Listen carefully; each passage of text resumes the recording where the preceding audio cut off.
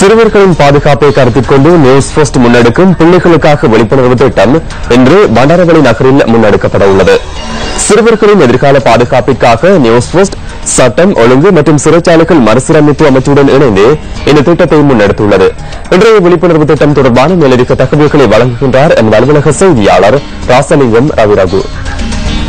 சந்ததியினருக்கு வளமானதொரு பாதுகாப்பானதொரு நாளைய பொழுதினை ஏற்படுத்தி கொடுக்கும் முகமாக நியூஸ் போஸ்டினால் ஏற்பாடு செய்யப்பட்டு முன்னெடுக்கப்பட்டு வரும் மகத்தான சமூக பணியான பிள்ளைகளுக்காக என்ற தொனிப்பொருளின் கீழான எங்களுடைய தெளிவூட்டல் நிகழ்ச்சி இன்றைய தினமும் மதுரை மாவட்டத்தில் தெரிவு செய்யப்பட்ட பல பகுதிகளில் முன்னெடுக்கப்பட இருக்கின்றது.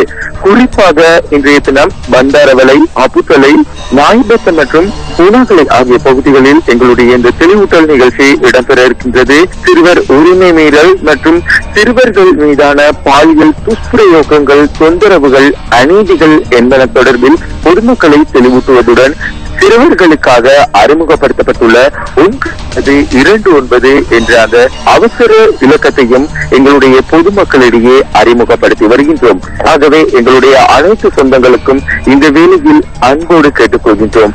அன்பார்ந்த பெற்றோர்களே, எங்களுடைய சொந்தங்களே, ஒரு நிமிடம் யோசியுங்கள், ஒரு நிமிடம் சிந்தியுங்கள்.